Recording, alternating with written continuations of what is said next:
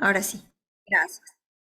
Entonces les decía, hay una relación entre el relato con las condiciones de vida. Por ejemplo, dijimos, será diferente ser paseño que no paseño. Será diferente ser servidor público o funcionario público que no serlo. Será diferente ser, no sé, servidor público en el Alto que en La Paz, ¿me entienden? Entonces, el contexto y las condiciones las analizamos. Por eso el tipo de preguntas tienen que estar vinculadas al contexto. O sea, si yo le digo a alguien, ¿te gusta comer? Seguramente un migrante venezolano recién llegado a una persona de clase alta, acomodada, que vive en el alto, porque también hay clase alta, en el sentido de, por ejemplo, los dueños de chalets se evidencia los recursos. Si yo pregunto a ambas personas, ¿te gusta comer? Me van a decir que sí. Pero entender el derecho a la alimentación en un contexto migratorio, de crisis migratoria, donde la gente viene a pedir dinero y están todos flaquitos y tienen sandalias en un clima tan frío, es bien diferente entenderlo en la nueva clase alta andina en la ciudad del Alto. ¿A qué me voy? Que entendemos el relato y las narrativas a partir de ciertos elementos que van a influir en el tema que estoy investigando. Si estoy analizando inserción laboral de migrantes, es distinto ser peruano de tercera generación a ser un reciente migrante venezolano. No es lo mismo ser boliviano en Inglaterra que ser boliviano en Buenos Aires. ¿Qué tipo de bolivianos llegan a Inglaterra o logran becas? Generalmente los que además tienen dominio del idioma, ¿sí? En ese sentido, entendemos las narrativas vinculadas al contexto. El contexto no es algo de fondo.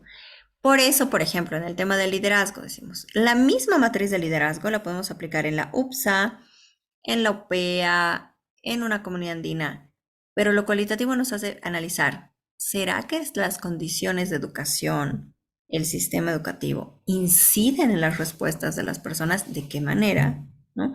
Entonces, en ese sentido hay una relación con las condiciones de vida y entendemos las narrativas desde ahí. Por eso, lo más importante de los investigadores, cuando ya llegamos a formular los indicadores, es que hacemos un tipo de preguntas muy precisas en relación a los datos que queremos analizar y a los vínculos y relaciones que queremos establecer. Si no quiero establecer vínculos entre mi marco conceptual con los contextos, voy a tener datos de ese tipo. En cambio, si entiendo los marcos conceptuales o estas redes inferenciales que les he explicado son redes de concepto para hacer inteligible un problema, es decir, yo puedo relacionar liderazgo, por decirles, interculturalidad y género, ¿no? Es decir, quiero analizar los liderazgos de las mujeres en los espacios universitarios. O sea, esa red me está invitando a pensar los problemas de una manera. En cambio, si yo pongo liderazgo nada más, podría pensar que los otros elementos no importan, o sea, no inciden, no es lo mismo el tipo de liderazgo que ejerce una madre va con su guagua a la universidad, por decir algo, que un joven que su papá sus padres lo mantienen todavía y está en la edad escolar más común, digamos, ¿no? Es decir, salió del colegio, ahora le ayudan en la universidad. Entonces, es importante, en este caso, entendemos que las narrativas están trastocadas por los contextos, pero eso no es subjetivo, se puede tener datos, o sea, por ejemplo, decir, profundizar, o sea, de qué vienes, aprendiste, por ejemplo, el tema de liderazgo también que ejerces en la universidad, ¿tiene algún vínculo con experiencias en tu comunidad, en tu barrio, en tu familia, por ejemplo? ¿No? Si es hijo de un dirigente vecinal, tal vez influya de alguna manera, no sé, ¿no? Entonces, acá entendemos esto y se va a procesar en el tipo de preguntas. Aquí hay un autor que se llama Martuchelli y dice, no supone en absoluto una reducción del análisis sociológico a nivel del actor, o sea, no nos reducimos a lo que la gente dice y que son subjetividades, sino que entendemos que estas narrativas son consecuencia de una transformación societal que nos hace entender la producción de la vida social. Es bien diferente un ejemplo. ¿Qué van a decir los jóvenes de la democracia antes del 2019 que después de los conflictos de 2019? Y eso va a trastocar todas las clases sociales. O sea, lo vivido, más allá de los relatos, de las versiones, todo, ha atravesado las narrativas sobre qué es participar, será bueno ser servidor público, qué es democracia, ¿sí? Entonces, será bueno protestar contra el Estado, sea cual fuera el gobierno, es recomendable, no, ¿sí? Entonces va a incidir en las narrativas y no es subjetividad, no es que de pronto después de los conflictos se levantan y les gusta otra cosa, no. O sea, las narrativas están atravesadas, trastocadas por contextos que generan una progresión de la vida social. Los relatos sobre el otro, quién es la persona del Oriente, de Occidente, los discursos que se crean, ¿sí? Entonces, básicamente tienen que ver con eso, ¿sí? Por otra parte, hay varias modalidades de historia de vida, ¿no? Varias modalidades. La de relato único, ¿sí? La de relatos múltiples.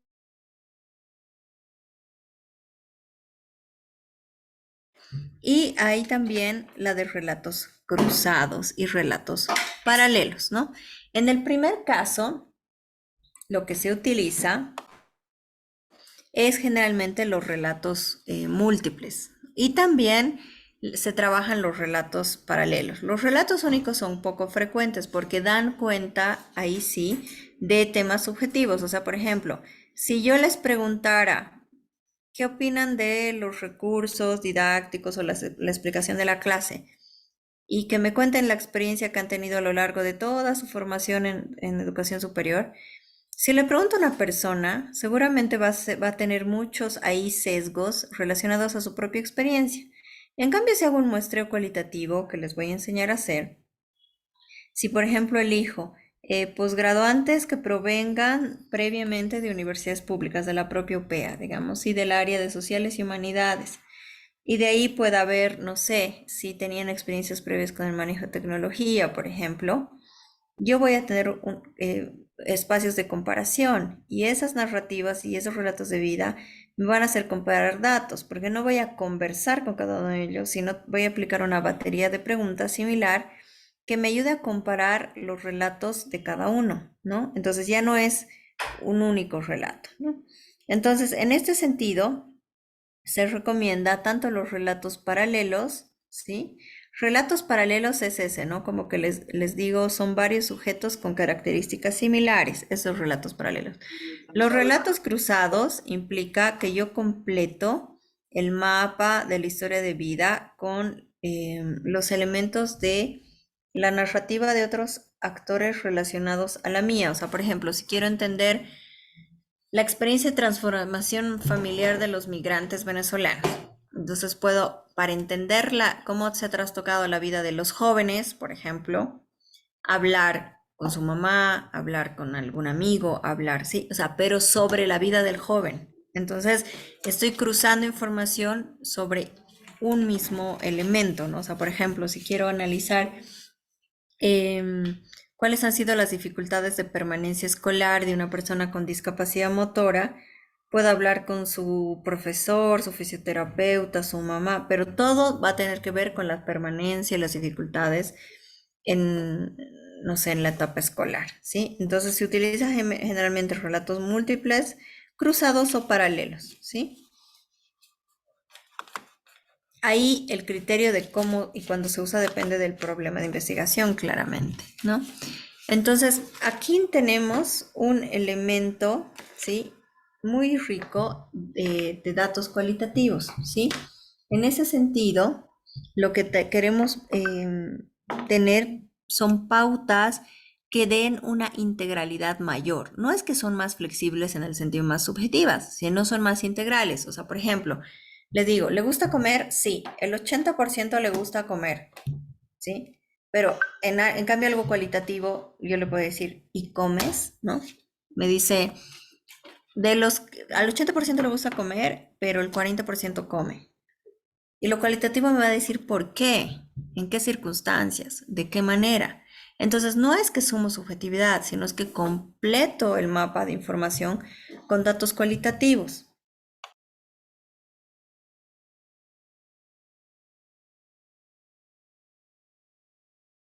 Bueno, entonces, en ese sentido, lo que se hace, como les decía, es tener una perspectiva bastante más amplia. No es que lo cualitativo es más amplio, sino que si uso, por ejemplo, metodología mixta, voy a llegar a ser mucho más objetivo a que si solo uso un método, cuando puedo completar el mapa de información y de datos para comprender una realidad, tanto con datos cuantis como con datos cualis.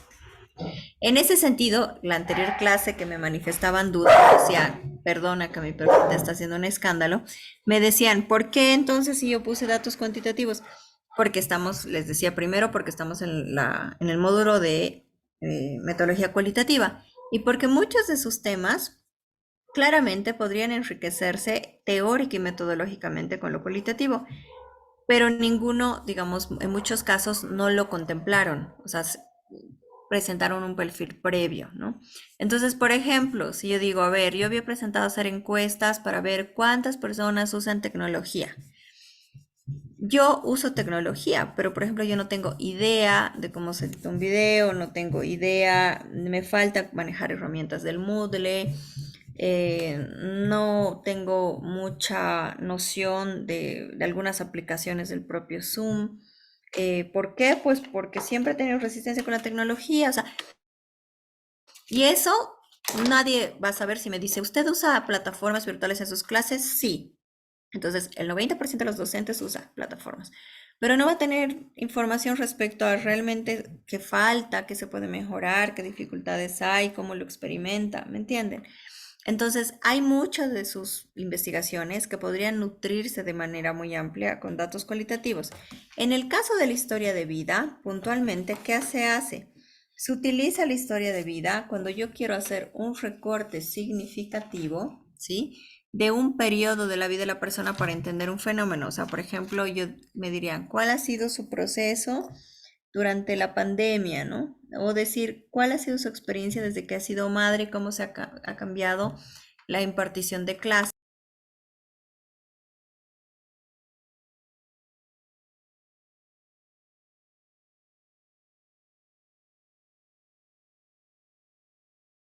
Ahora, otro elemento importante es que justamente en este sentido que les digo de cómo establecemos el recorte, hay tres posibilidades, ¿no? La historia de vida en términos genéricos, que se parecería a lo biográfico, que no nos interesa, o sea, digamos, a ustedes no tendría por qué interesar en una investigación quién es mi abuelito, si mi abuelito plantaba retamas o no, ¿me entienden? Entonces, lo que usamos son las historias de vida temáticas y las historias de vida editadas.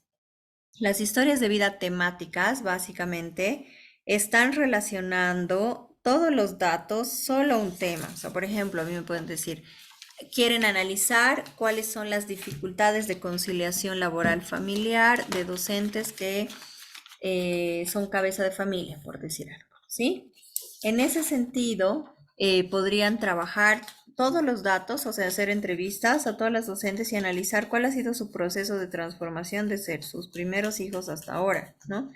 Y editadas, básicamente, tiene que ver con la relación de que todos esos relatos se producen y se relacionan, ¿sí? A la forma de vida de una comunidad, ¿sí? De una comunidad. Entonces, queremos entender, no, o sea, ustedes no harían una tesis solo para conocer mi vida, pero sí pueden hacer una tesis que acuda a las historias de vida para entender la relación, por ejemplo, entre esto del derecho al trabajo y los derechos de las mujeres, los derechos laborales, o la forma en que todo un campo de análisis en los estados latinoamericanos que ahora se llama políticas de cuidado, ¿sí? Políticas.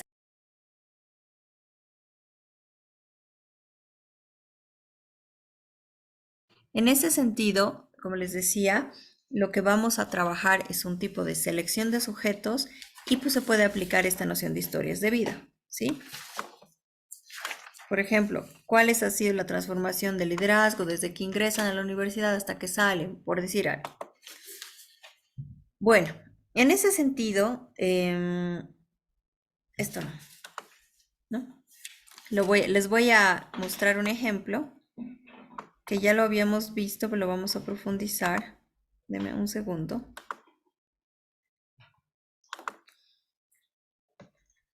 Acá.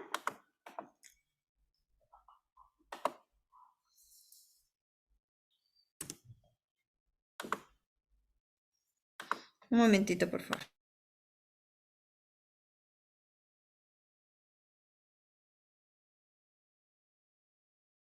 A ver, les muestro enseguida, por favor. Ya. Ahora, este es un ejemplo, una lectura que aborda esta metodología. Se llama, esta página yo les invito a revisarla. Miren, se llama ResearchGate.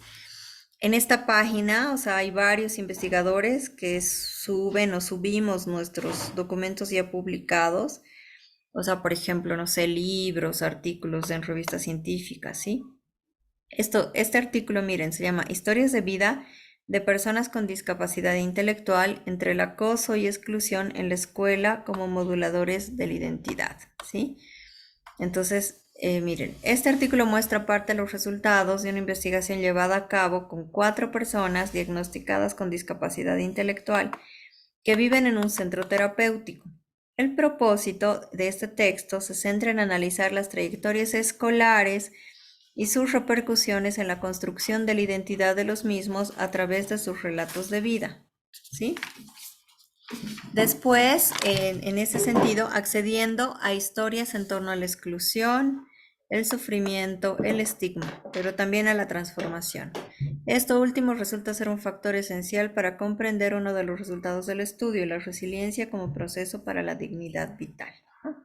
Entonces acude a eso, porque por ejemplo, si analizaríamos cuántos niños tienen discapacidad, el 1% de la escuela.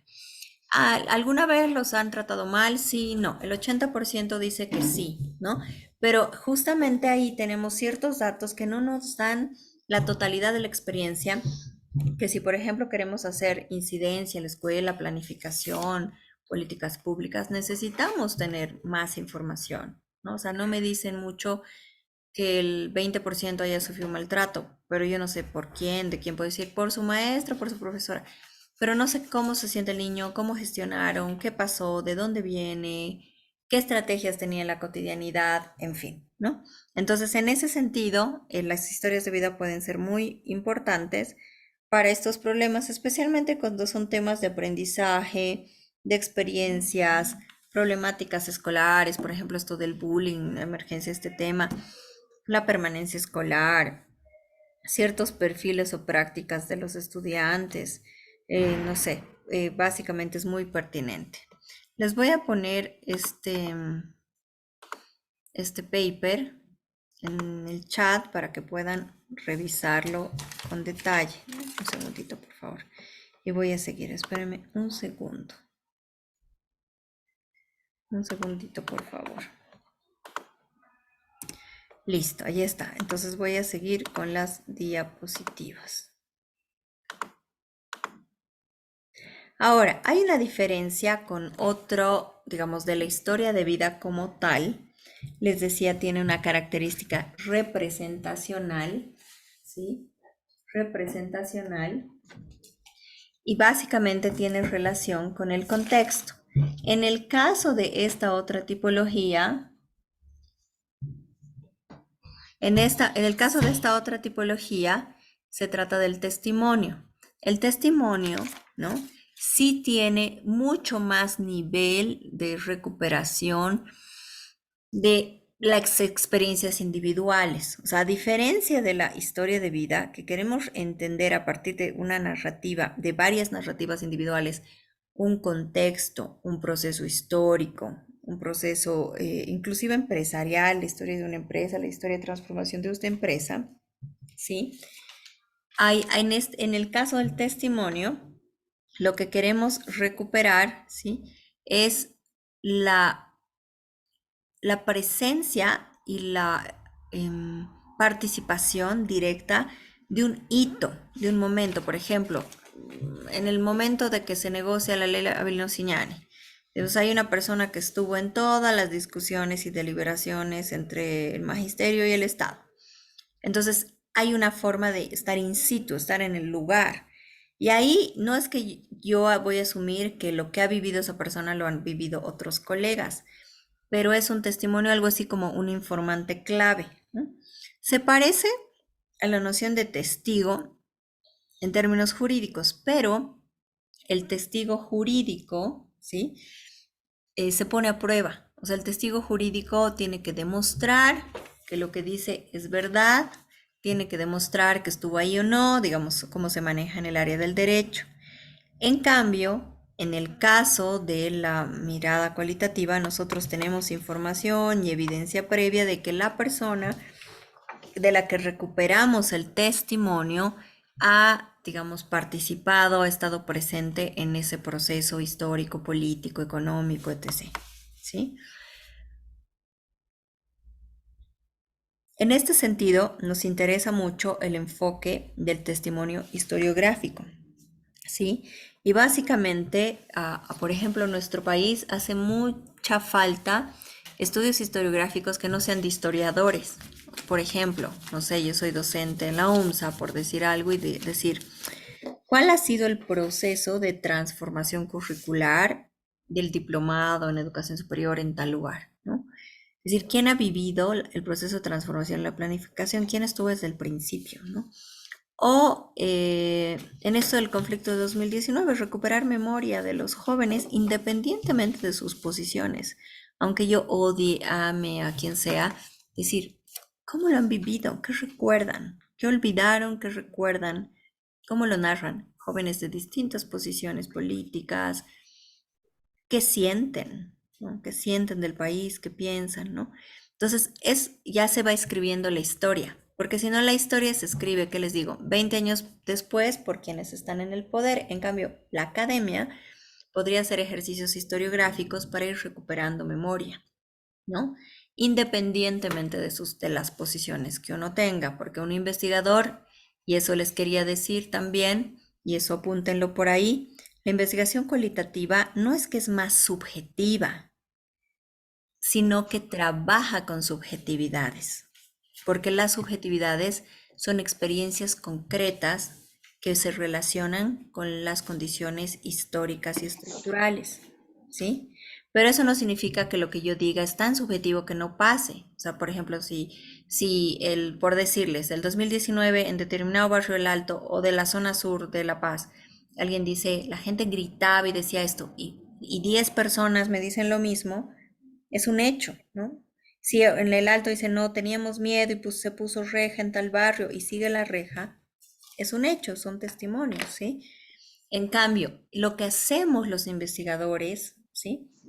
Lo que hacemos es un control de subjetividad nuestra. Por ejemplo, ¿no? Si yo soy pastor en una iglesia o soy evangélico, ¿no? Y estoy analizando las experiencias, no sé, de interrupción de embarazo, ¿no? Y llego a conocer a adolescentes que han sufrido eso, que han vivido eso, que han decidido eso, sea cual fuera la situación, porque no todas deciden, no todas lo viven con sufrimiento, otras con culpa, otros no, en fin, hay una multiplicidad de vivencias. Y si, por ejemplo, yo soy parte de una iglesia evangélica, desde ya mis principios estarían en contra. Pero entonces la opción sería no investigar, porque si yo voy a investigar para decirles lo que yo pienso del mundo, no es una investigación.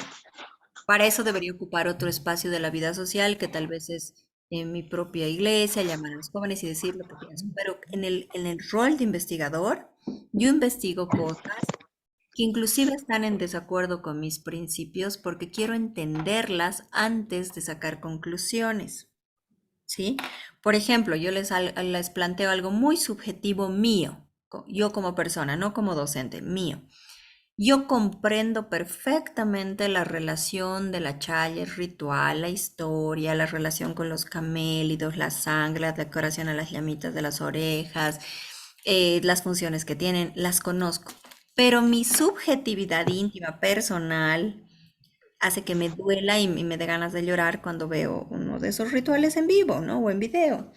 Pero no puedo dejar que eso me gane cuando yo entrevistaría, digamos, a personas de una comunidad andina para comprender la relevancia, el sentido sociocultural que le otorgan. O sea, tengo que comprenderlo. Entonces, en ese sentido, si bien el testimonio puede recuperar, sí, más subjetividades sociales, lo que hace el investigador no es asumir que toda la información es subjetiva, sino hacer un control de su propia subjetividad y dependiendo del tipo de preguntas que haga, puede trabajar con puras datos imprecisos o datos precisos. Como les decía, si yo les hago una pregunta, si yo les digo, por ejemplo, eh, en este debate de la currícula, ¿no? Les digo, ¿a ustedes les parece que la currícula es mala? Pues van a decir unos sí, otros no. Pero es su percepción. En cambio, si yo les digo, en el punto 3 del documento oficial del ministerio plantea esto. ¿Cuáles son los, digamos, los aspectos concretos que consideran que estarían obstruyendo la educación? Si pueden ayudarme a dialogar en dos que piensen que son los más relevantes. Entonces yo ya tengo datos. No me van a decir me gusta o no me gusta, ¿me entienden? Entonces el problema a veces en lo cualitativo no es que es subjetivo en sí, sino que se maneja muy mal y que hacen preguntas para recuperar puros datos generales e imprecisos. En el caso del testimonio, ¿no? Hay varias críticas, claramente. Una de las críticas es la fiabilidad, porque básicamente, en este caso, a diferencia de la historia de vida, yo estoy trabajando con la memoria, el recordar y olvidar. Y obviamente siempre ahí puede haber lagunas, imprecisiones, pero ahí depende el cómo pregunte, ¿no? Entonces, sí, y ahí yo podría recuperar varios testimonios de personas que han estado en momentos precisos. También el tema de la cuestión autorreferencial. A diferencia de la historia de vida en la que yo puedo hacer relatos cruzados, relatos paralelos y relatos múltiples, ¿sí? En este caso, sí es un aspecto autorreferencial. O sea, generalmente se hacen menos personas e inclusive hay tesis que ocupan un testimonio. El tema del carácter dialógico. A diferencia de la batería de preguntas que yo puedo trabajar en la historia de vida, la batería de preguntas que yo puedo trabajar en una historia de vida puede ser semiestructurado o estructurado. En cambio, la batería de preguntas del testimonio puede partir de ser semiestructurada, pero siempre va a estar abierta al diálogo, porque la persona va a tener información y datos que yo realmente empiece a conocer en su propio relato, ¿no? Entonces se utiliza mucho, voy a dejar de compartir un momentito, en los estudios de memoria. Se ha utilizado mucho investigación testimonial, no les voy a mostrar. Recuperar, por ejemplo, el relato sobre las dictaduras en América Latina, ¿sí? O sea, se ha trabajado muchísimo el tema de la investigación testimonial para hacer todos estos estudios, ¿sí? Y en ese sentido hay una larga tradición, larga tradición, ¿sí? Para recuperar estos relatos. Y es importante en qué sentido. Si no hacemos investigaciones historiográficas, ¿sí? Si no hacemos, por ejemplo, estudios testimoniales, como les decía, la historia no va recopilando datos adecuados, ¿no? Entonces, por ejemplo, aquí les voy a mostrar un trabajo de un tema delicado que es pertinente metodológicamente abordarlo desde los testimonios, ¿no? Miren cómo trabajar testimonios, reflexiones teóricas y metodológicas en torno al caso de interrupción del embarazo, ¿no? Que así se llama en otros países.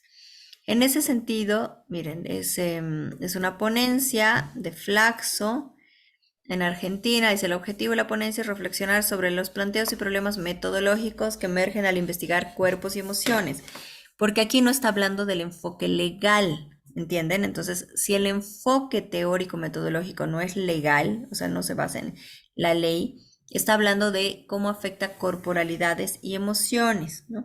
Entonces, aquí justamente hay una experiencia que atraviesan que solo se puede recuperar por el testimonio, o sea, cómo lo viviste, por qué decidieron eso, qué pasó, se vivió en pareja, no, de qué manera participó, porque la única información que se tiene, por ejemplo, en nuestro aviso sobre este tema es la gente que le parece bueno o malo, los buenos y las malas, ¿no? O sea, como las personas que dicen, las mujeres son malas por esto, las mujeres son buenas porque es su derecho, pero no hay información, no hay investigación, ¿no? O sea, de este tipo, y es necesario.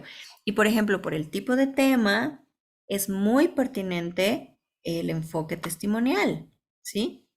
Que por ejemplo, si quieren cruzarlo con una encuesta, si quieren analizar en el contexto, por ejemplo, podríamos decir, analizar esto en el contexto del debate, de la ampliación de las causales, en un contexto. Entonces, en mi marco histórico contextual, voy a poner en Bolivia, en tal año se empezó a debatir. Mi metodología puede ser una encuesta a personas, no sé, en colegios de ciertas edades, ¿no? Desde que se empieza supuestamente a tocar estos temas, pero y luego puedo trabajar con con testimonios, adolescentes y a jóvenes, ¿no? Es decir, también esta técnica puede triangularse. Por eso es un error decir, pero no será mi investigación que no sirve porque es subjetiva, pues depende cómo trabaje el encuadre metodológico. El encuadre metodológico no es el uso de una técnica, el encuadre, el enfoque metodológico, la planificación metodológica, implica la pertinencia del uso de varias técnicas que me puedan ayudar a aproximarme de manera mucho más certera a la realidad, ¿sí?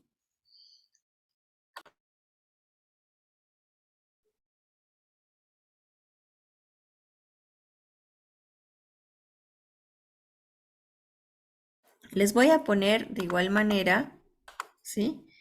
En el chat este texto para que puedan profundizarlo.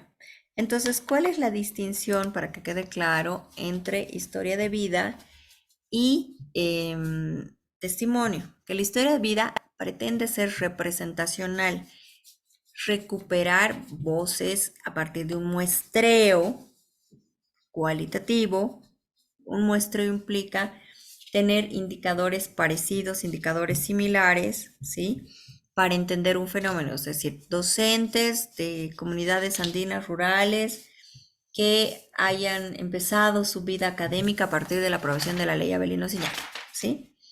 Ese sería como como los criterios. Y ahí, en ese contexto de cambio normativo, quiero entender cuál ha sido el cambio de aula, ¿no? Desde ahí a la fecha. Historia de vida. Testimonio. Persona que ha estado negociando en los espacios de deliberación y en el momento de aprobación.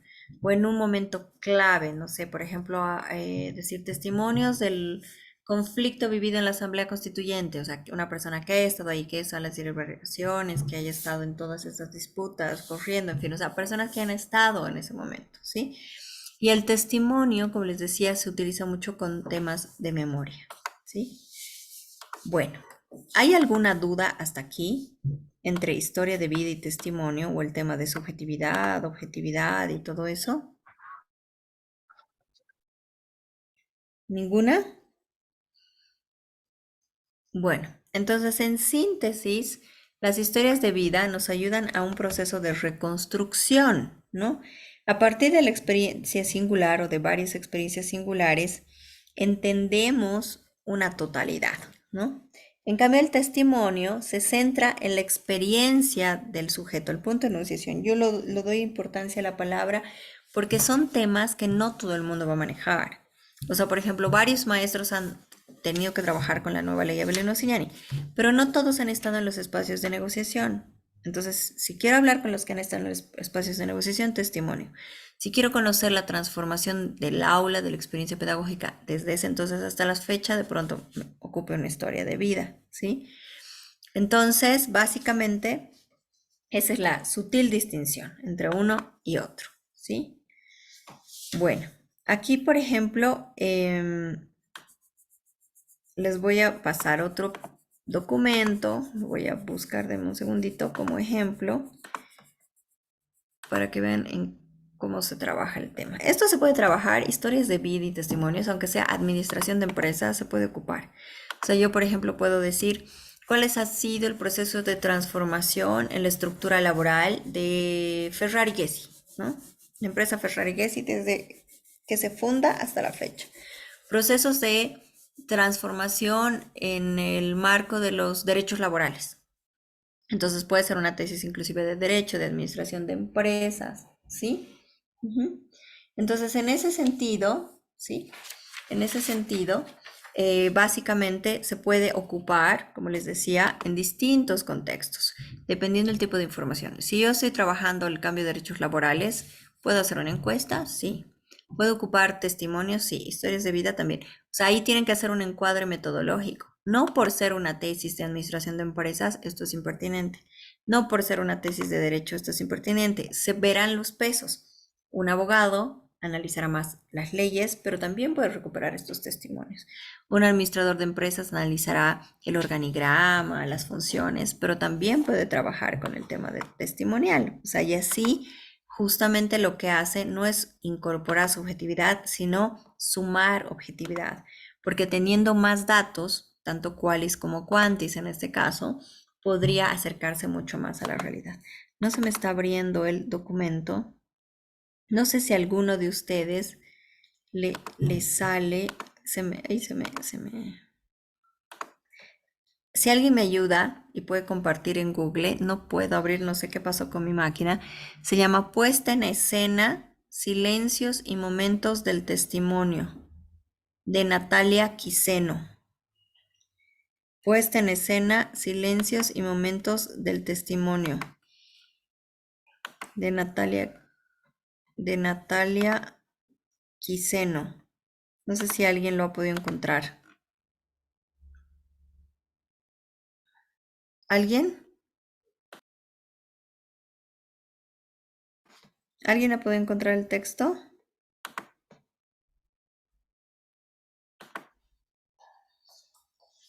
¿Nadie?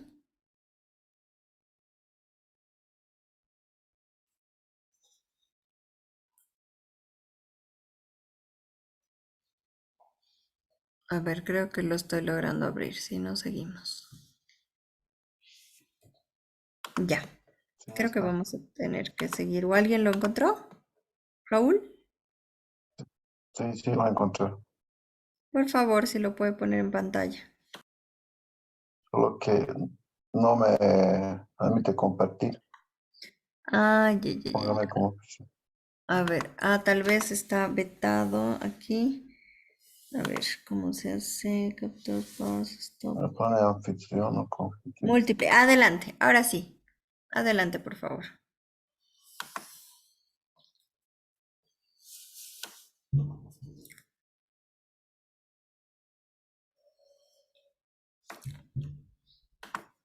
Ya.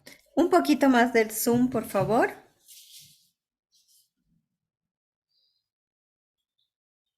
En este trabajo se combina tanto el enfoque etnográfico con el testimonio, dice, ¿no? El presente artículo propone una reflexión sobre el ejercicio etnográfico y el acto de testimoniar en contextos marcados por la guerra. Aborda las características que toman el testimonio y su producción en el marco de una investigación con víctimas del conflicto político en 3 barrios de la ciudad de Medellín. Por si acaso, en el contexto del narco, de la guerra por narcotráfico en Colombia, Medellín fue una de las ciudades más golpeadas. Entonces, por ejemplo, si yo quiero trabajar con jóvenes en estos contextos difíciles, él va a decir, ¿usted fue sicario? Sí, así el 20% lo fue. Sí, tengo el dato, pero la experiencia de ser un joven sicario va a ser mucho más enriquecedora en una técnica cualitativa, ¿no? Entonces se proponen como ejes de reflexión, por un lado, los contextos y los momentos donde tiene escenario el testimonio, y por otro lado, el tema de la escucha y los silencios en la producción del testimonio. Este artículo, ojo, algo también que les quería decir, en lo cualitativo los silencios son datos.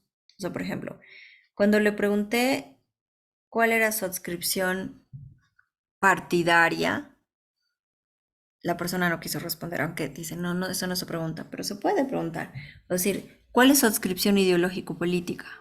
La persona guardó un silencio, ¿no? Entonces es un dato, es decir, las personas no quieren decir en la actualidad cuál es su posición, ¿no? Los silencios son datos.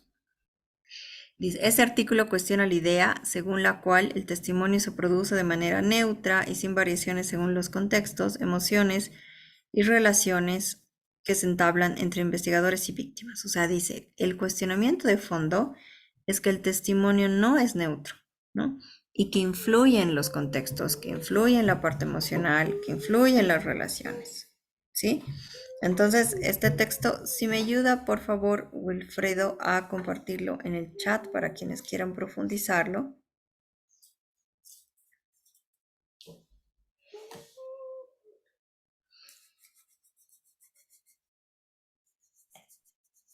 Doctora, mejor si sería que fuera en el grupo. Ah, sí, o en el WhatsApp también. Ah, creo que no se puede, ¿no? Solo administradores. Va a tocar en el chat. Tenemos un grupo de doctorantes. Entonces en su grupo secreto, ¿no? En su grupo secreto de doctorantes. Ahí lo pueden poner, compartir. Muchas gracias, Wilfredo. Que lo comparta, Wilfredo, y yo voy a continuar, ¿sí? Ahí lo comparten. Bueno, entonces, básicamente aquí la ruta implica proceso de escucha, comparación y el análisis y la escritura. Pero lo que quiero es esto. ¿Qué fuentes se trabajan en la historia de vida? ¿Sí? ¿Qué tipo de fuentes? No solamente ocupamos el relato escrito, ¿sí? Por ejemplo, se pueden utilizar, ¿sí? Fuentes orales, audiovisuales, materiales, o sea, por ejemplo, si yo quiero reconstruir, no estoy trabajando el testimonio, no sé, de una mujer migrante. O sea, hay trabajos y tipos de investigación que inclusive yo puedo tener la confianza de la persona a decir, quiero conocer su casa. O sea, yo, por ejemplo, recuerdo, entrevisté, ¿se acuerdan la primera ministra mujer de pollera, Casimira Rodríguez? Yo la entrevisté en su casa, en Cochabamba, ¿no? Y vivía muy sencillamente, con sus gallinitas, el piso de tierra, o sea, es decir, el contexto me hace entender a la persona también, ¿no?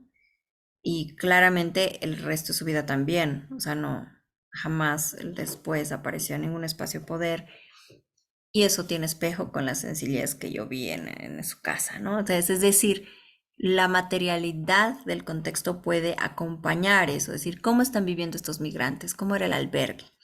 Por ejemplo, aquí, justamente en la historia de vida, se puede combinar con lo etnográfico. Lo etnográfico me demanda describir. O sea, por ejemplo, en una descripción etnográfica, yo puedo decir, al ingresar el piso era sencillo, de tierra, habían 6 camas, no se tiene servicios básicos. O sea, por ejemplo, para analizar el tema de derechos humanos inmigrantes, es un dato que no hay agua en el baño. O sea, es un dato. Porque alguien puede decir, no, la ley en Bolivia es buena y poner de dato la ley. Dice, la ley dice que todos son iguales ante la ley y que todos los migrantes tienen derechos. Pero es decir, en los albergues los baños no funcionan, es un dato que tiene que ver con derechos humanos, porque el agua es lo primero que está relacionado con el derecho a la vida y el derecho a la alimentación saludable y el derecho a la higiene y el derecho a muchas cosas, ¿no? Entonces, justamente yo puedo reconstruir en el relato una vinculación de materiales y también audiovisual, o sea, por ejemplo, si yo estoy reconstruyendo, no sé, por ejemplo, las redes de herencias familiares, ya sea en comunicadores, en empresarios. Por ejemplo, pensemos en la vida de Carlos Palenque, es decir, quiénes son sus hijos, están relacionados con los medios, de qué manera. Hay datos en documentales, videos que me puedan ayudar a entender esos vínculos. Entonces yo puedo ocupar otras fuentes que no solamente son narradas, sino cruzar las entrevistas que yo haga con otro tipo de elementos, ¿no? Bueno, esto me lo voy a saltar. Esto es para rememorar, pero no sé por qué está ahí de intrusa. Vamos a pasarnos, hasta ahí estamos. Vamos a pasarnos a otro método que lo hemos revisado, pero quiero que lo profundicemos. Investigación, acción participativa, ¿no? Y voy a dejar de compartir un poquito.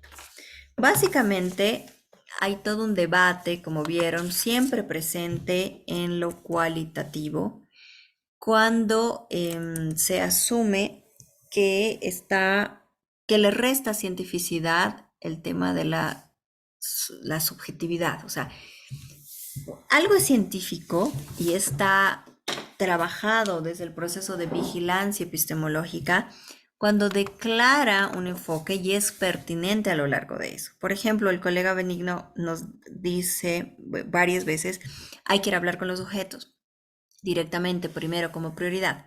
Si esa persona dice, estoy trabajando desde la teoría fundamentada, grounded theory, desde el enfoque fenomenológico, yo le voy a demandar, es decir, yo le voy a exigir en la evaluación de la tesis que sí haya ido con los sujetos, que haga una categoría axial.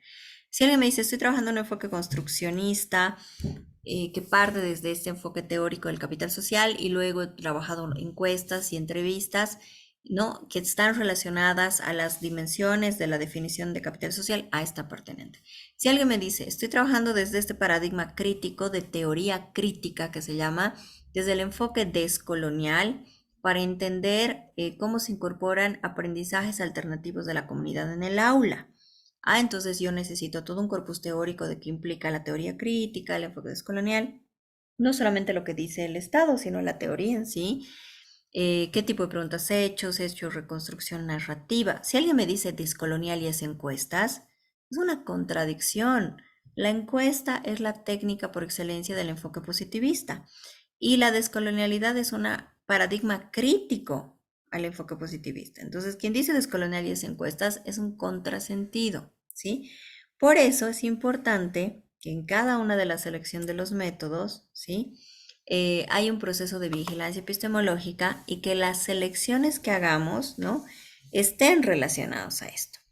Les voy a mostrar un videíto vinculado a la investigación acción participativa, que yo sé que lo conocen, les es familiar, pero vamos a profundizarlo, ¿sí? Les pido que suban. Investigación acción participativa. Esta investigación nace con el trabajo pionero de Kurt Lewin en el año de 1946, el mismo que propuso que la investigación y la acción se dé un nexo entre ambas, generando la IA. Esto se fundamentó en las observaciones que realizó dentro de las comunidades y en un grupo religioso en Estados Unidos, con el fin de solucionar problemas y atender las necesidades de los miembros de la comunidad. Este método estaba basado en la teoría psicosocial, la misma que se encarga de los estadios del comportamiento de las personas. De igual manera, se trataba de combinar lo que es la teoría y la práctica mediante el análisis del contexto en el que se realizaba la investigación, de igual manera la categorización de prioridades y como último se realizaba una evaluación.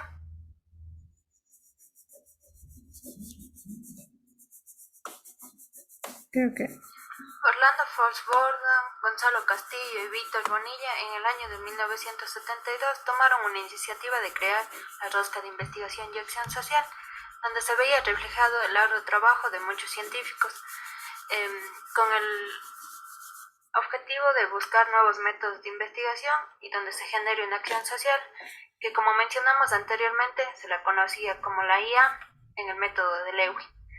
Posteriormente a esto, se formuló la investigación acción participativa. Esta investigación debe generar resultados que se logre un aporte o sean un aporte para el cambio social.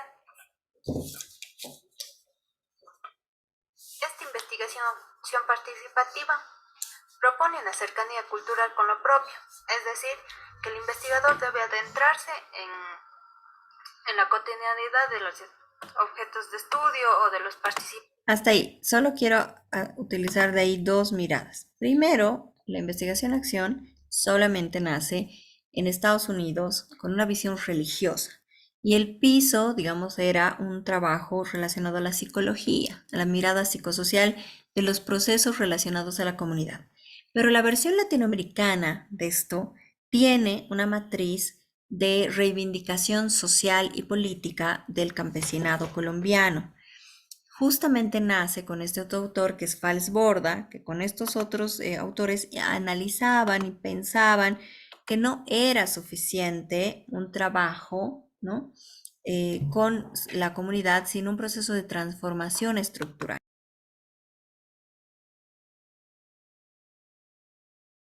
En este sentido, se va demandando, digamos, un paulatino proceso de transformación, ¿no? Que supera un poco la noción de solamente combinar la teoría con la práctica, sino básicamente, si bien empieza en los 70, en los 60 se consolida en los 70 y se propone, o sea, un compromiso directo de la investigación con los espacios. Ahora, claramente tiene un componente político y ahí de manera radical se divorcia de igual toda pretensión de objetividad. O sea, dice, no nos interesa ser objetivos, nos interesa pensar una investigación al servicio de procesos de transformación. Y para eso necesitamos espacios de participación, necesitamos espacios de conocimiento y hay dos términos clave aquí, necesitamos lo que luego se relaciona con la investigación colaborativa, ¿sí? Apúntenlo por ahí, la investigación colaborativa y la co-construcción de conocimiento, ¿sí? En este sentido, cuando se habla de investigación colaborativa, se plantea esta noción de cercanía cultural, es decir, no se puede hacer investigación, yo diría cualitativa en general, sin cercanía cultural, pero es una condición sine qua non, digamos, de la IAP, la investigación acción participativa, donde básicamente hay una noción de la aplicación de la razón instrumental, como dice acá, como de la racionalidad cotidiana, ¿sí? Es decir, la razón instrumental es la que tenemos en el positivismo, en el uso de encuestas, en solamente pensar que la ciencia es un sistema en sí mismo y que queremos producir conocimiento para el propio conocimiento y ya, ¿no? En cambio, acá dice hay una relación con la racionalidad cotidiana. Por eso, esto es un punto en común con el enfoque cualitativo. Cuando yo digo racionalidad cotidiana, estoy hablando de las subjetividades sociales. ¿Cómo piensa la gente? ¿Por qué piensa como piensa? ¿Cuál es la raíz y el origen de cómo piensa? O sea, ¿cómo piensa una persona? No es subjetivo. O sea, es decir, no es que Juan piensa porque Juan nació así, sino hay que analizar a Juan de qué clase social es, qué relación tiene con sindicatos o no, tiene ascendencia aymara o no, en qué zona vive, a qué escuela fue pública o privada, ¿no? Todas esas mediaciones inciden en la manera de pensar y es muy probable que las personas que tengan similares características piensen algo parecido. O sea, nunca hay en ninguno de nosotros, ¿sí?, una forma de pensar tan radicalmente distinta que nos separe en absoluto de los demás. O sea, si ustedes han usado un blue jean, un pantalón de mezclilla que se dice en México, ya son parte del sistema. O sea, todos hemos usado un jean. Y eso nos hace que no estemos tan alejados de las preferencias del resto. Es decir, hay una influencia, es un piso de racionalidad cotidiana. ¿No? ¿Por qué los jóvenes todos escuchan reggaetón? O sea, no es que a Juana le gusta, a Marta le gusta, no. Hay un contexto, hay una época, hay una racionalidad de cómo están entendiendo el amor, los vínculos, el uso de TikTok, de Facebook, o sea, hay una racionalidad cotidiana. Y justamente hay un concepto bien bonito que se los mencioné, que es el concepto de sentipensar, que lo hizo un poco famoso Galeano. Pero en realidad Galeano no es el fundador, digamos, o quien trabaja con este concepto de sentipensamiento, sino justamente Fals Borda lo recupera de un campesino colombiano, ¿no? Dice, nosotros sentipensamos y recupera esto como concepto teórico, ¿sí? El sentipensamiento. En ese sentido, ¿cómo yo planifico? ¿Cuál es la diferencia de planificación ya metodológica, más técnica? Si yo selecciono la IAP básicamente de manera abierta, explícita, se formula incidir. Entonces, si yo, por ejemplo, quiero hacer un proceso de levantamiento de información, co-construcción de un problema, análisis, identificación de necesidades, y luego quiero proponer algo, probablemente este sea el método adecuado. O sea, si yo quiero hacer una propuesta para que no sea unidireccional, yo puedo acudir a la investigación acción participativa y además de hacer entrevistas, encuestas, ocupar técnicas tradicionales, Yo puedo hacer talleres, yo puedo hacer grupos focales, digamos, para reconstruir necesidades, identificar algunos problemas, ajustar mi propio problema de investigación, para que luego, perdón, la propuesta sea fruto de un proceso colaborativo y colectivo. Por ejemplo, todo este debate de la currícula, yo justo acabo de dar una clase de planificación curricular y más allá de lo político, de las preferencias partidarias que uno tenga, una planificación curricular parte de un diagnóstico basado en investigación. O sea, quienes hacen una política pública tendrían que tener manejo de lo que estamos llevando nosotros y decir, necesito encuestas de los maestros a nivel nacional, particularidades de las escuelas de frontera, multigrado. Necesito algunas diferencias y datos diferenciados de la educación pública y privada. Voy a traer varios indicadores, temas de recursos pedagógicos, tecnología, conocimientos, estado de situación.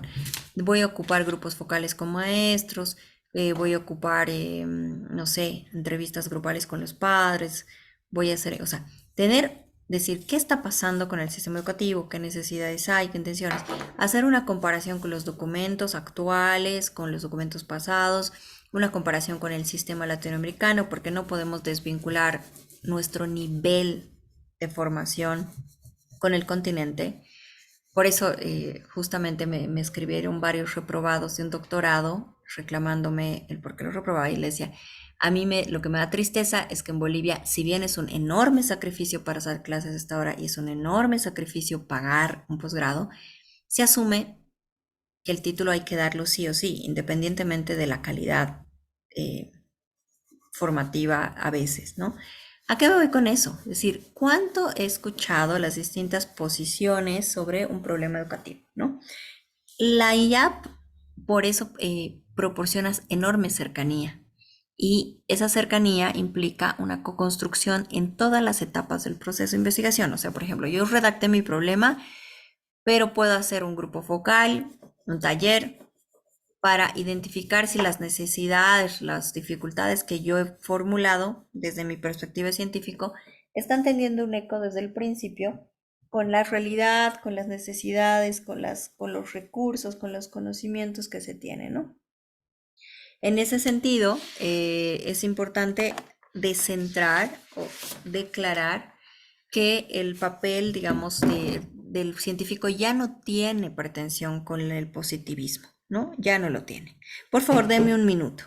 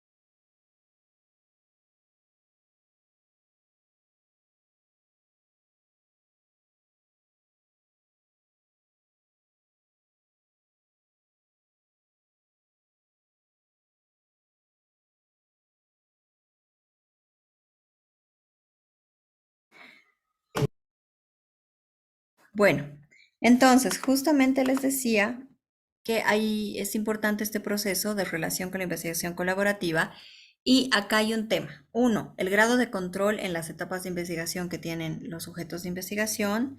Dos, el proceso de colaboración en la toma de decisiones entre investigadores y los miembros de la comunidad y el nivel de compromiso de los participantes. Para esto, para entenderlo de manera más clarita, les voy a pasar un paper del concepto, digamos, que trabaja lo que implica la investigación colaborativa como tal, ¿sí? Este es un nuevo enfoque, pero en realidad tiene mucho que ver con lo que estamos trabajando de la YAP, ¿no? Y se trabaja mucho en estudios etnográficos. Miren, aquí está, les voy a mostrar. Denme un segundo, lo pongo en pantalla.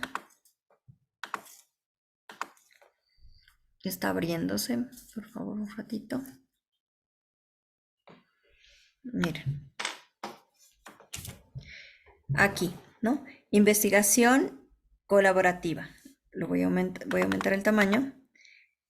La creencia de los docentes de lenguas, ¿sí?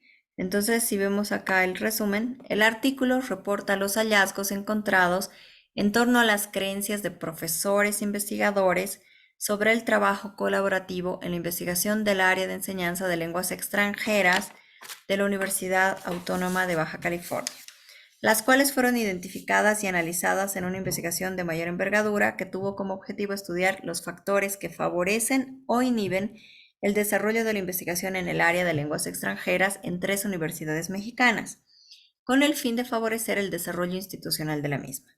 Se trata de un estudio cuantitativo descriptivo, basado en un cuestionario en el cual se identificó que los profesores creen que la investigación colaborativa favorece la cantidad y calidad de su producción académica. Aquí, la investigación colaborativa está pensada como el objeto de análisis, no como la metodología, ¿sí? Pero igual se las voy a pasar, o sea, no es una investigación colaborativa en sí, sino es un análisis cuantitativo sobre las percepciones que tienen en relación a la investigación colaborativa, ¿sí? En cambio, este otro aplica la investigación colaborativa, ¿sí? Deme un segundo, por favor. Ay, no. Deme un segundito, estoy abriendo mi mismo archivo. Ahora sí. Este otro trabajo, ¿no? Les voy a leer el título y solo el resumen. Ay, no sé qué hice.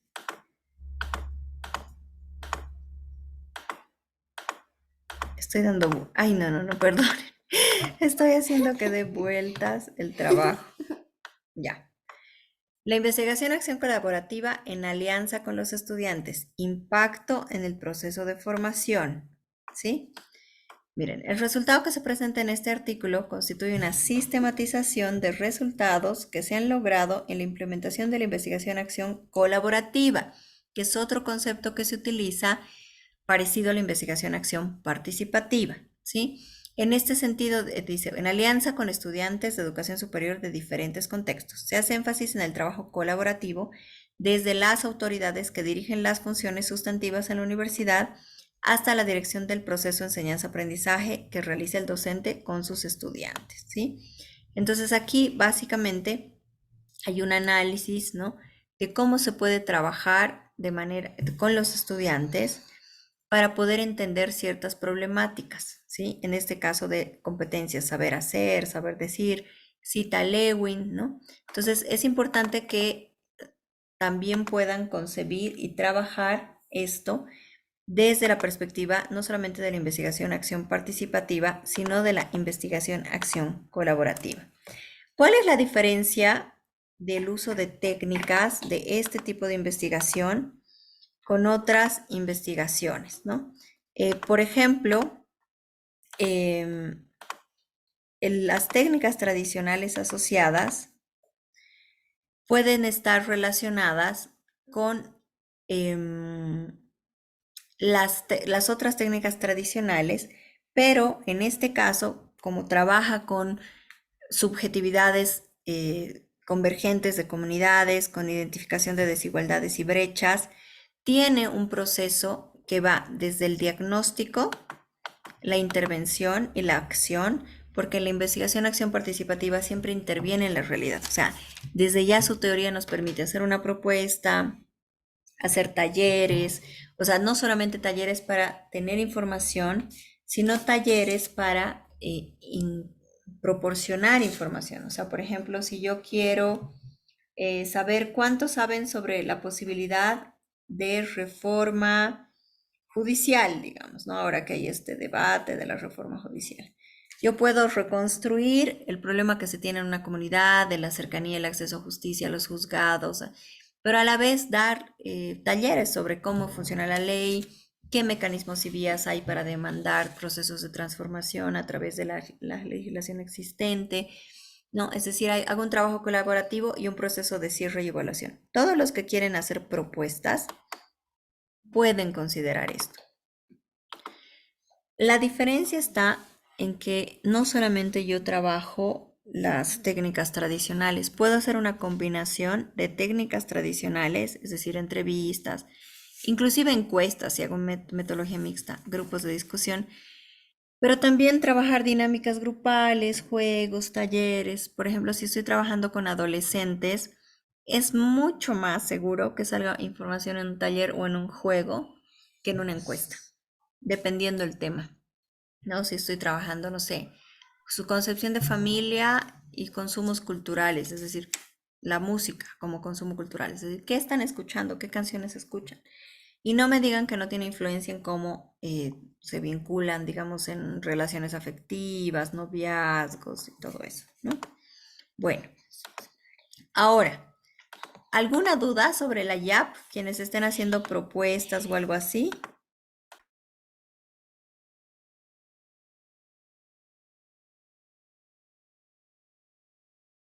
Ninguna duda, ¿no? Bueno, ahora vamos a pasar a entender entonces el método de estudio de caso.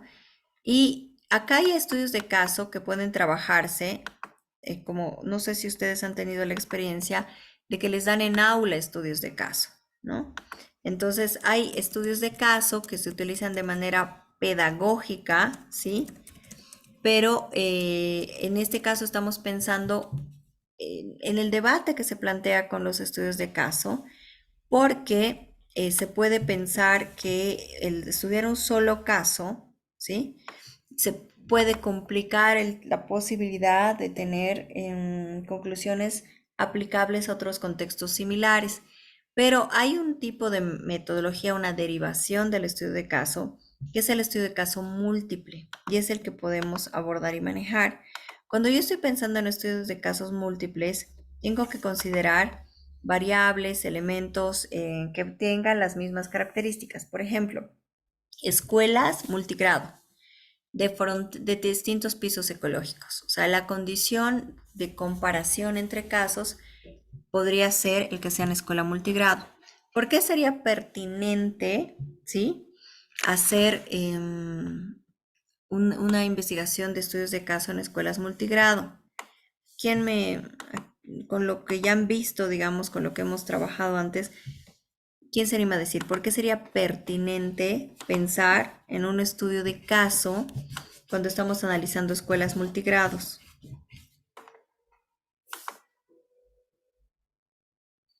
¿Alguien sabe lo que es una escuela multigrado?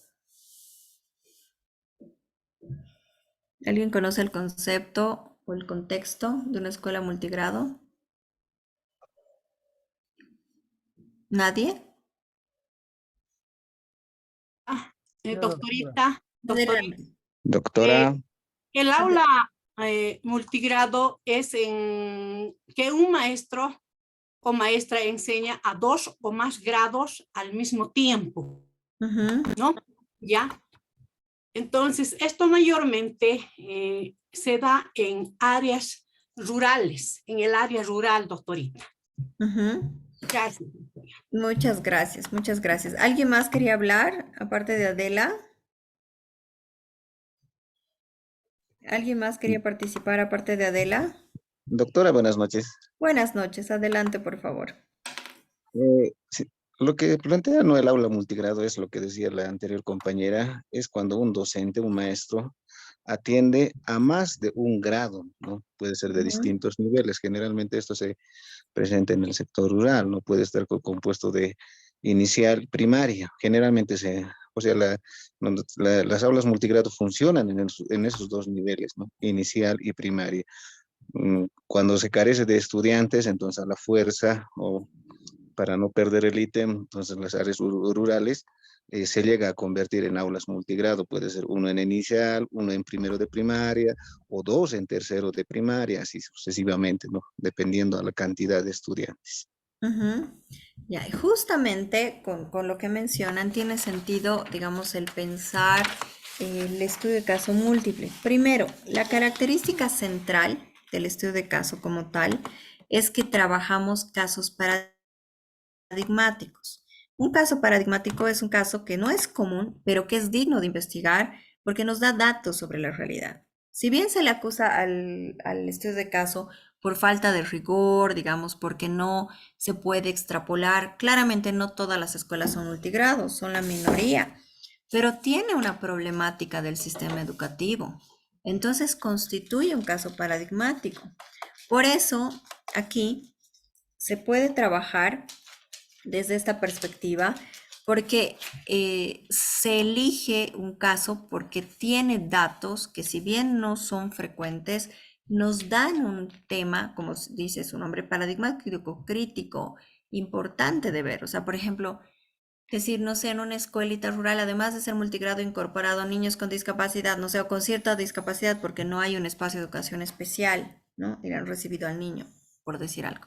Entonces, todo caso, como su nombre lo dice, de la realidad, que nos genere preguntas, que aporte el conocimiento, aunque no sea extendido y general, inclusive aunque sea un caso marginal, o en estadística se dice en inglés outlier, el dato fuera de la normal. O sea, un dato que no tiene un comportamiento al igual que los otros, se sale de la tangente, como dice, ¿no? En ese sentido es importante. Y pónganse a pensar la cantidad de cosas que no se investiga. Investigamos siempre contextos bien comunes, parecidos, pero investigación sobre escuelas multigrado, o sea, sería, para pensar el sistema educativo, sería absolutamente importante. Pero como son casos aislados, dicen, es un caso aislado. Claro, es un caso paradigmático, pero es una problemática del país, es una problemática educativa, ¿no? Que es importante trabajarla, ¿no? Entonces, básicamente, una de las características fundamentales, ¿sí? Es perdón, el que sea el caso paradigmático, ¿no ve? Bueno, ahora, demos un...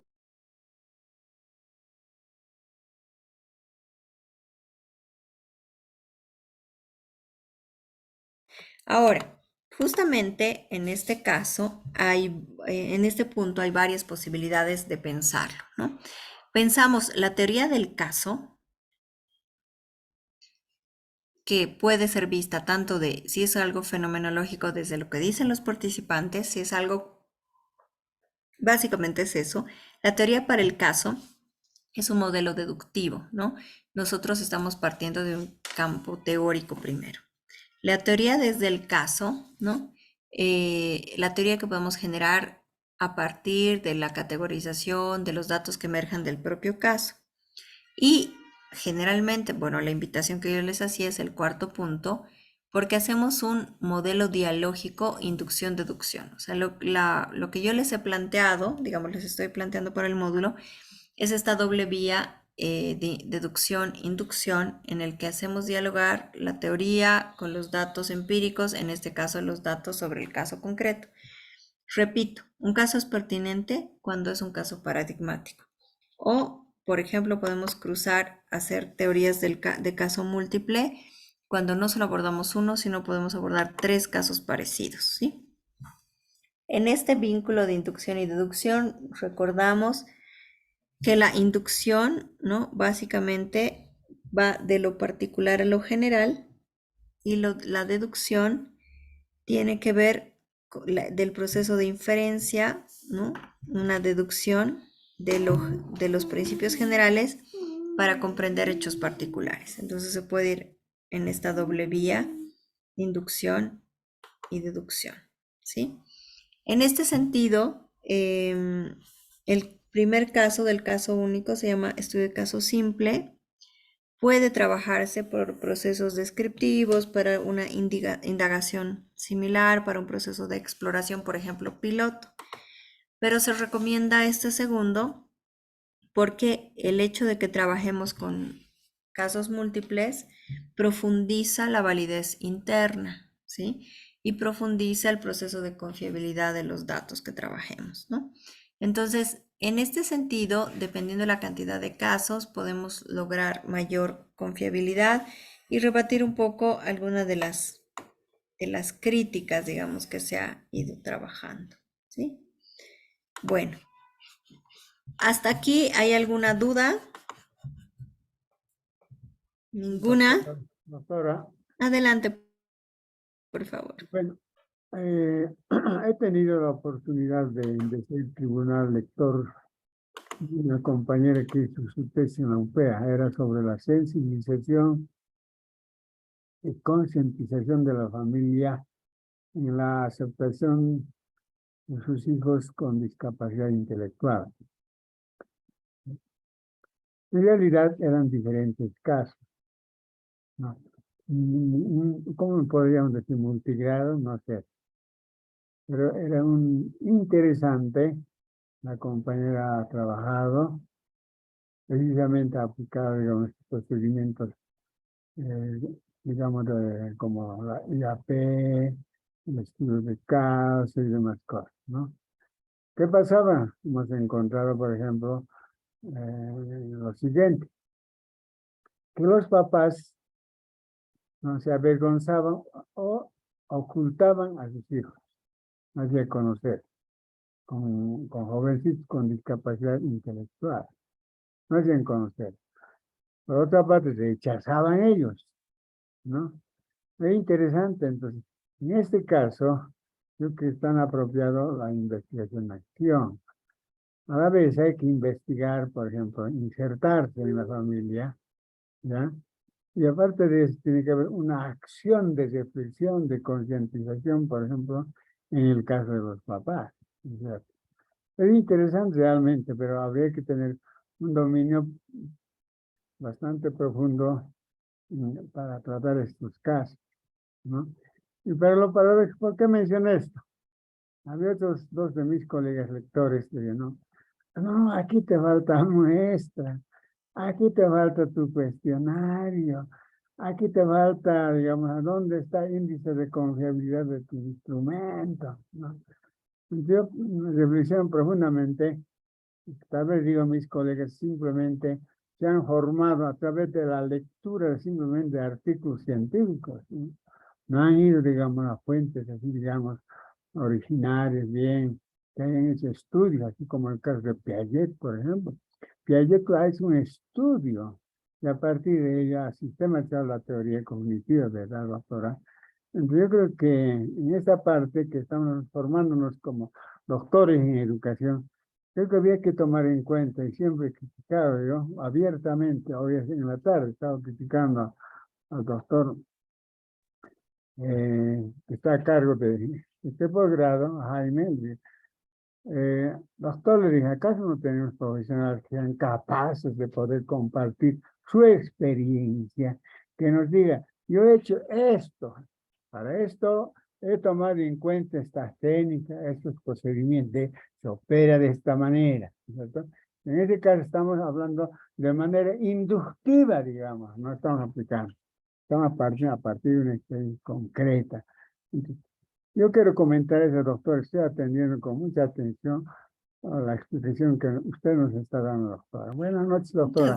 Muchas gracias. Sí, justamente es una debilidad a veces de quienes evalúan, porque el paradigma positivista local es un paradigma, y no es que sea mejor o peor, sea bueno o malo, o sea, uno evalúa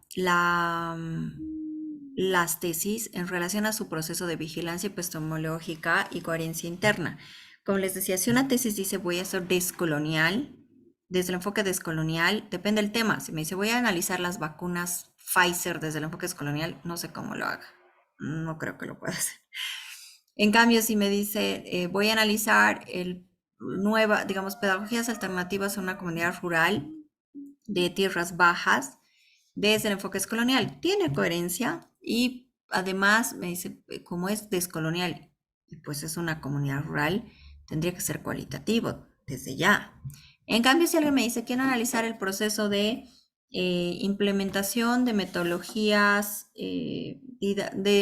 no sé, pedagogías alternativas con el uso de plataformas en Moodle. Pedagogías alternativas es un concepto que puede trabajarse de manera mixta o con encuestas o entrevistas. Y, por ejemplo, si quiere analizar escuelas que hayan sostenido el proceso pedagógico a pesar de la pandemia en comunidades alejadas, tal vez tenga que trabajar con estudios de caso, porque no todas han logrado sostener este proceso, ¿no?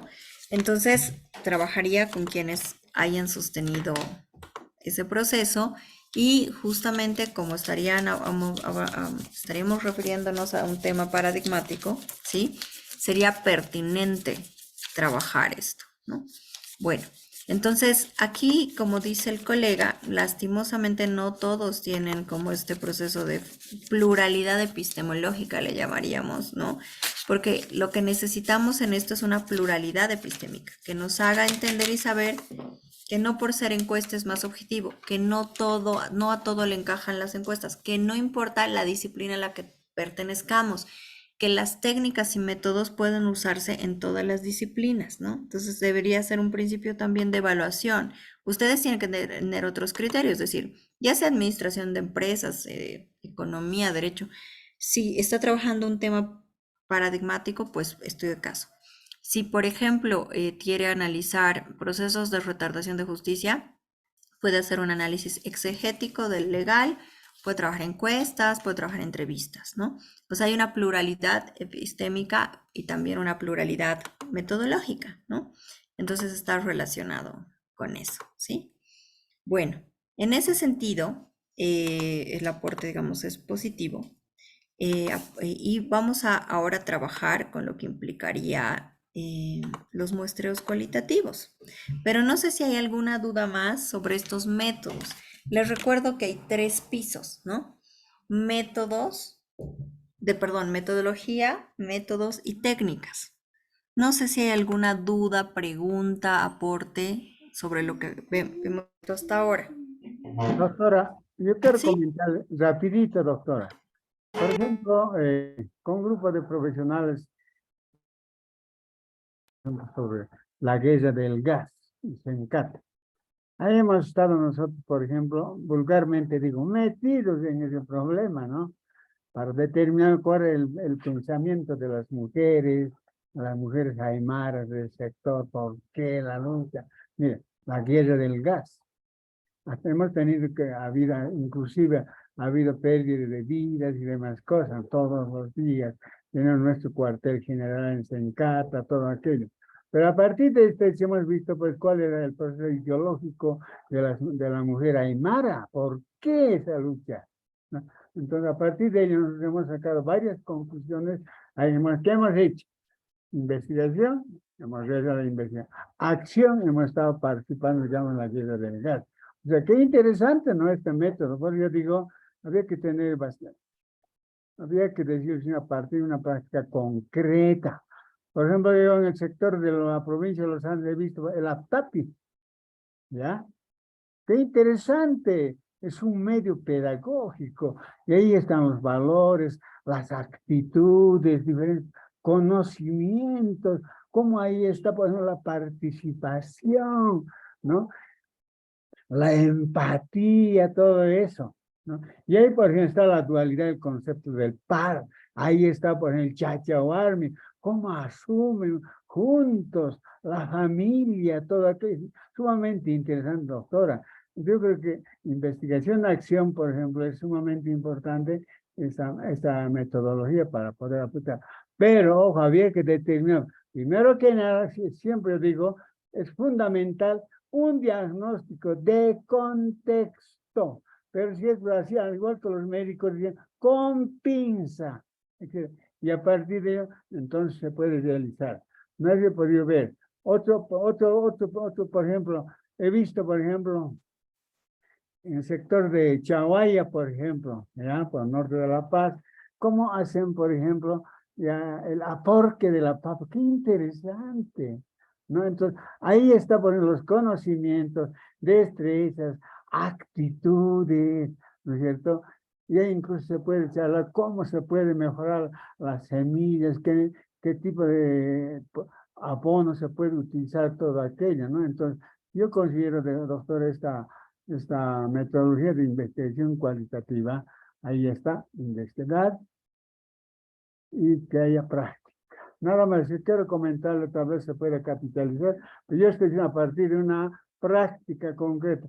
No me estoy imaginando, no he leído artículos, nada.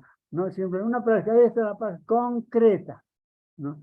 Por ejemplo, en el caso del magisterio, he estado marchando que esto, que el gobierno, y ahí estoy sacando cuál es el tipo de pensamiento de mis colegas maestros, cómo piensan, hasta dónde, hasta qué nivel, ¿no?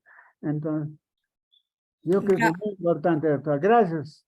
No, muchas gracias, muchas gracias. Es cierto, la investigación en acción participativa es un proceso de construcción desde el inicio con los actores, a diferencia de los otros enfoques. Raúl, ¿quería decir algo? Adelante. Raúl. Raúl Quispe, tiene la mano levantada. ¿Quería decir algo? Sí, doctorita. Buenas noches. Adelante, por favor. Yo he llegado un poco atrasado esta noche, pero me interesa que un poquito más nos explique sobre estas metodologías que se tiene dentro de la investigación. Por ejemplo, en testimonios, si opto por la metodología del testimonio, ¿cómo construyo lo que es la idea a defender, el estado de arte, qué paradigma puedo tomar, los métodos y técnicas, por favor, doctorita? Claro que sí, ahí depende del problema de investigación. O sea, por ejemplo, no en todo encaja el testimonio. O sea, no es que deban usar estas metodologías siempre. Por ejemplo, si estoy trabajando violencia escolar, ¿no? Es decir, hay una escuela que ya lleva varios años de denuncia, no sé, un niño, una niña, no sé, que en una escuela, por decirles, en los últimos 5 años haya habido 3 denuncias, 3 casos de bullying, de violencia escolar extrema o de violencia de otro tipo. Entonces ahí sí es pertinente el testimonio. ¿Cómo hago? Lo mismo. El problema tendrá que tener un contextualización, ¿no? En la actualidad, Bolivia tiene esta regulación, el tema de violencia en la escuela.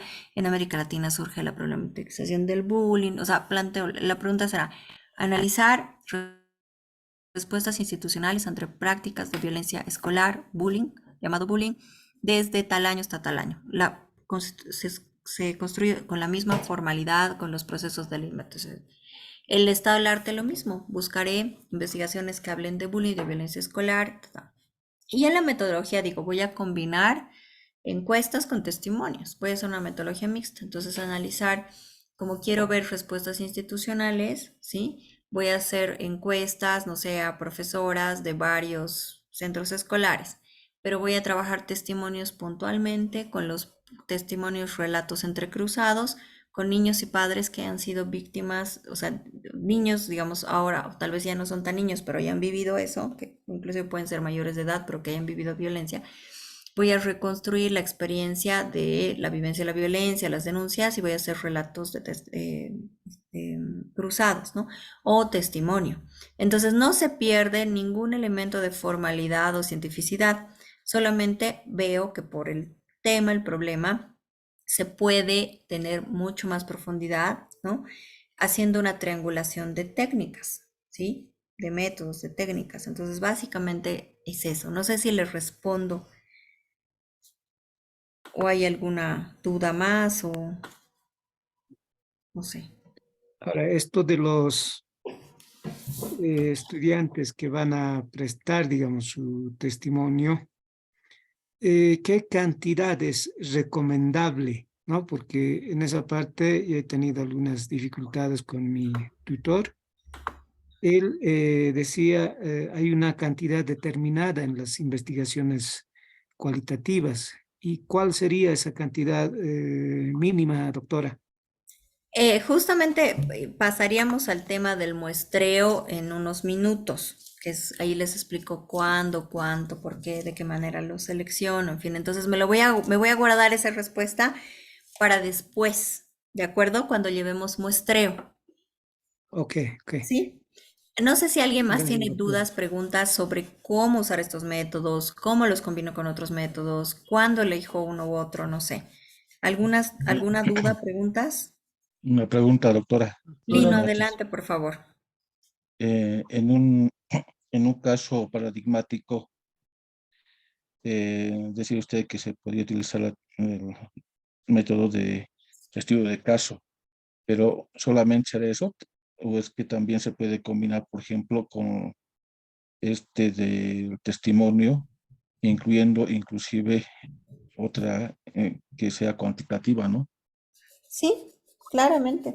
Por eso les decía, a veces se asume investigación encuestas. No, es una técnica, o sea, mientras más dominio tenemos los investigadores en los procesos de formación, Ujú. utilizamos más técnicas y cruzamos los datos y la información de más de una técnica, digamos, ¿no? Para entender una realidad en específico. Entonces, en un estudio de caso, se pueden combinar varias técnicas o combinar dos métodos. Se pueden combinar dos métodos. Eso, Lina. Gracias. Otra consulta. Doctora, Usted hablaba Adelante. de la investigación Lino, luego colaborativa. Roberto. Perdón, Sí, Lino, luego Roberto. Adelante. sí, solamente este otro detalle. Usted habló de investigación colaborativa. ¿Es lo mismo con lo que es investigación-acción participativa? La investigación acción participativa puede utilizar elementos colaborativos. ¿Cuál es la diferencia? La investigación colaborativa es el proceso de co-construcción del recojo de información, de entendimiento del problema. Pero la investigación acción participativa va un poco más allá, que implica la incidencia. Esa es la principal característica, ¿no? Yo incido, yo hago cosas para que se transformen, se cambien los problemas, pero los problemas no los he identificado solo. En la investigación acción colaborativa puede ocupar una matriz más tradicional, pero tiene un proceso, como su nombre lo dice, de co-construcción del conocimiento, de la problematización. Pero la investigación acción participativa incide, además transforma, además interviene. Esa es la sutil diferencia. Lino. Gracias. No, por tanto, para cerrar la respuesta, Lino, quienes hagan investigación acción participativa siempre van a planificar, además de hacer encuestas y entrevistas, recoge información in situ, o sea, talleres, propuestas, en fin. Roberto, adelante, por favor. Buenas noches, doctora. Buenas noches. Consulta tal vez saliendo de lo que usted ha planteado, ¿no? A mí me interesa hacer un trabajo sobre el pensamiento ideológico de Lizardo Pérez, o sea, de las bases. Ujú. ¿Esto entraría dentro de un modelo de un estudio documental? Tal vez una historia de vida, en realidad, ¿no? Recuperando temas materiales, o sea, una historia de vida de su práctica pedagógica. Entonces sería un estudio historiográfico, pero a partir de una historia de vida. Sí, no, o sea, quiero ir más allá. A ver, Salazar Mostajo, que ha sido su mano derecha, aparte Ujú. de don Avelino, plantea en uno de sus trabajos que él tenía una formación marxista, porque había leído a Mariátegui, Ujú. ¿no? Ahora, dentro de la currícula que plantean en la normal de Sucre, en la primera escuela, no existía la formación religiosa, ¿no? Y el maestro que vino con esas ideas de una educación laica, ¿no? Entonces, a partir de eso es que quiero hacer un estudio. No sé si sería correcto la historia de vida. Habría que leer, ¿cuál es la pregunta de investigación o el objetivo de la investigación? O sea, sí, en dos líneas. Identificar el pensamiento, las bases del pensamiento ideológico de don Elizardo Pérez. Ya, pero habría que precisar, o sea, desde qué periodo, en qué contexto, en el contexto tal, bases ideológicas sobre qué, sobre la educación, sobre qué. Un pensamiento político al final, ¿no? ¿Perdón? En el pensamiento político que él pensaba, que planteó. Ah, ya, entonces hay que poner todo eso, porque todo eso nos va a precisar la parte teórica y metodológica. Entonces sería analizar las bases ideológico-políticas del pensamiento de Lizardo Pérez, desde qué año hasta qué año, porque eso nos va a hacer dialogar con la coyuntura. Es una tesis no aplicada, es una tesis puramente teórica, ¿no? Y en este sentido, tal vez se puede trabajar hay que precisar, profundizar qué estamos entendiendo por ideología. Hay un montón de papers sobre los debates de cuál es la concepción teórica de ideología, ¿no? Entonces, lo político, hay que teorizar qué estamos entendiendo por el campo de lo político, ¿sí? Y ahí básicamente sería un proceso de investigación documental, porque es historiográfica, ¿no? Entonces, en ese sentido, es un análisis documental, historiográfico, y habría que ver cuáles son las variables de análisis. En ese caso, solo aplicaría la investigación documental. Es una tesis teórica, puramente teórica, a diferencia de otras que dialogan con datos empíricos, ¿sí? Salvo que, por ejemplo, en esa se pueda hacer una reconstrucción de la... Es diferente decir el pensamiento ideológico político a decir la incidencia del pensamiento político ideológico. Si yo hablo de su incidencia, estoy hablando de otros actores que no son el Lizardo.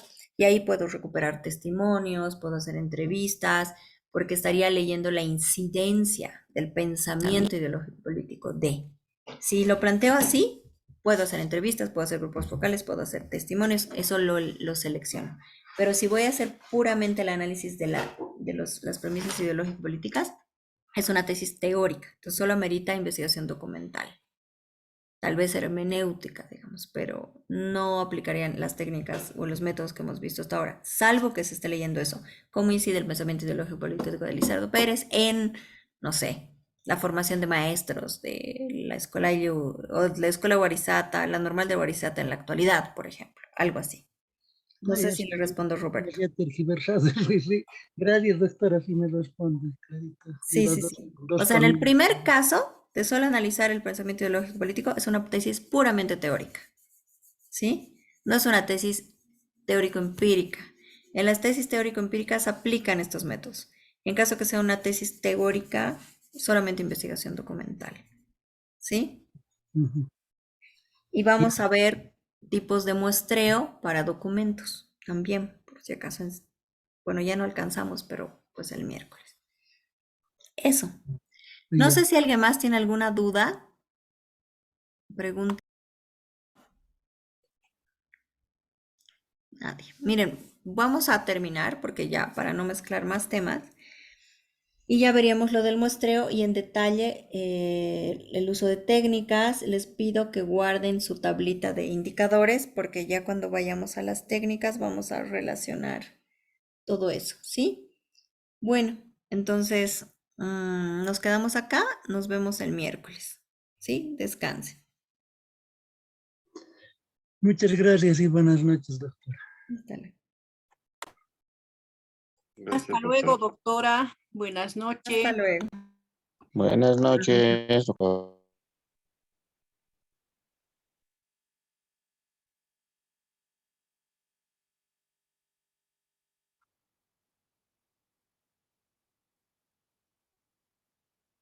Buenas noches, doctora, y buenas noches, compañeros. Buenas noches.